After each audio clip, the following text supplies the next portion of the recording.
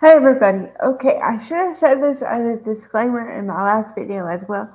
I'm just giving you a snapshot of these actor and actresses IMDb. If you want to go look it up for yourself, just go on that website and type in anyone's name and you'll see their full credits. Okay, for this actress, I'm going to focus on three parts because they all share the same uh, spot in the lineup, if you will. Okay. The first time I ever saw Amy Aquino, she was in Working Girl. Now, I have talked about this film before, so I'm going to put a new slant on it. The reason why I consider her a supporting role is because she was the secretary to Tess McGill, um, Alice. Okay. So, okay, I'm gonna have to spoil the movie a little bit, but I already have. Because if you can look back at my videos, I'm sure I have one called Working Girl, and where I talk about the whole movie. I take 10 minutes, whatever. So I effectively ruined the movie. But anyway, okay.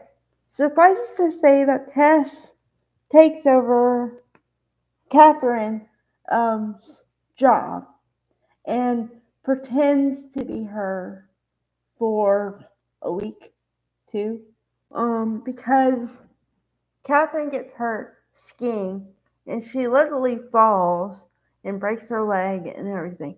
So then Tess, but here's the thing, okay, here's why I don't like Catherine as opposed to Tess.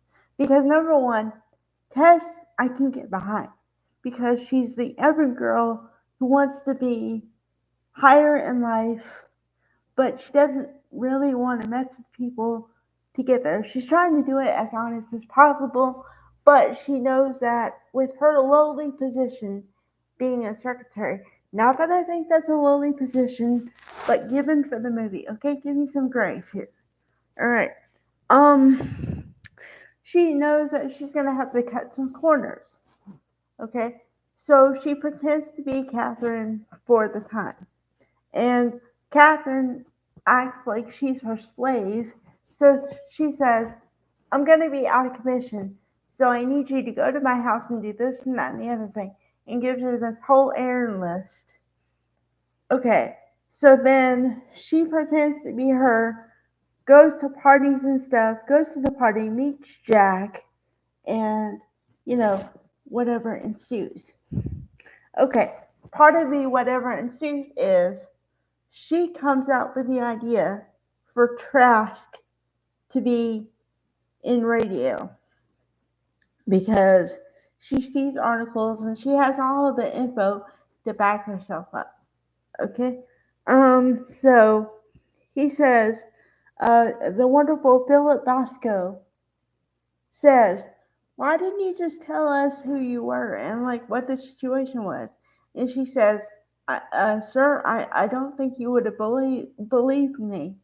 So then she finally gets another shot, if you will, because they go in the elevator and Jack sets her up and says, okay, she's your woman. She knows what she's doing. So then she has to present all the evidence, tell him the whole story, whatever. So what happens is he catches her, like the Trask guy catches her in lies, and Jack isn't there to back her up. So, okay. So then at the party or at the thing, he says, "Are you willing to work for me for real?" And she said, "Yeah, yeah."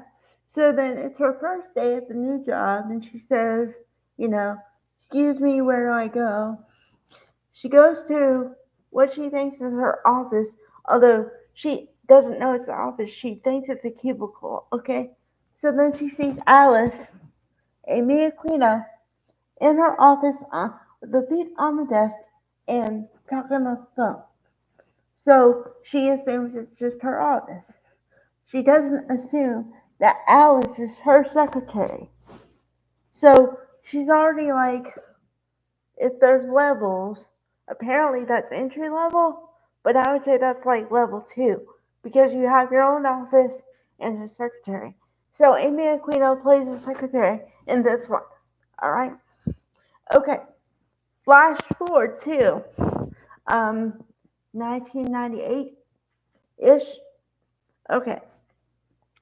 She plays the counselor to Felicity Porter in Felicity.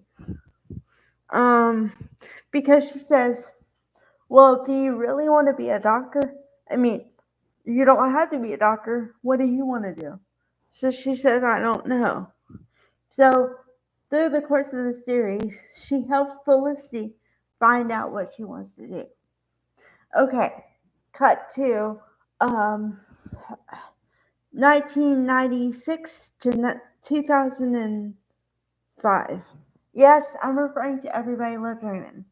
Um, spoiler note or whatever, I will always refer to Everybody Loves Raymond whenever I can because it's one of my favorite sitcoms and will be until the day I die. Why, you ask? Because it's real life and it's funny. And there's nuanced humor that you have to know to be able to understand it. That's why I like it so much. Okay, so Amy Aquino plays Peggy. Peggy is the mother of one of the kids, Allie, which is kind of funny because Allie is played by Ray Romano's real daughter. I didn't find that out until later. Because, or, no. The other one. Jeez, I'm forgetting names here. But anyway. Okay, so Allie is his daughter. But Allie has a best friend, and the best friend is played by Ray Romano's real life daughter. Okay, but the best friend is played by the best friend's mom is played by Amy Aquino.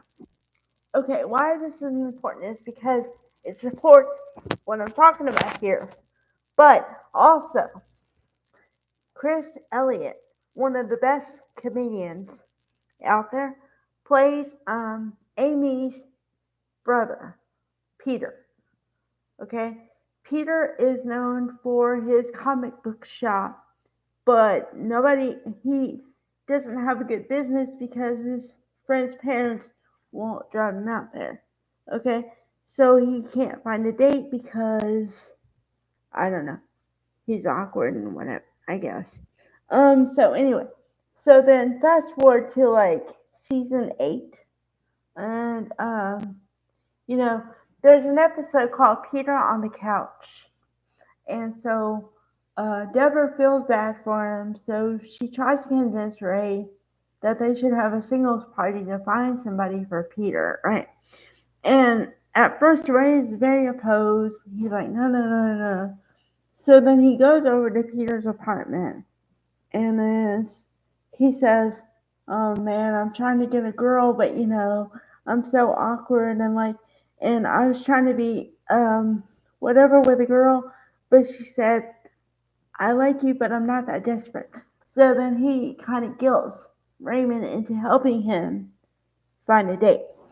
Okay, then so they invite all these single people, every one of them, right? But then Amy Aquino with Peggy they happen to like the same author, and she's like, "Do you know so and so?" And he's like, "I have a statue of him." So yeah, so it's kind of funny because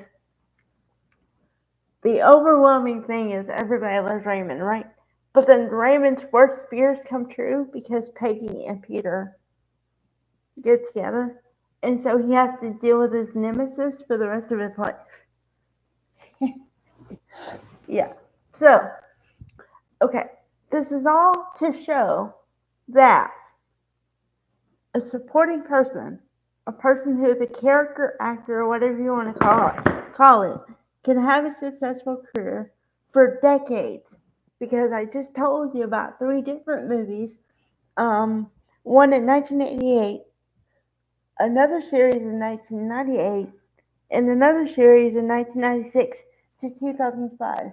Now, granted, she didn't have a role every week, but I mean, they like her enough to keep bringing her back. So that shows you something. All right. Okay. Bye, guys.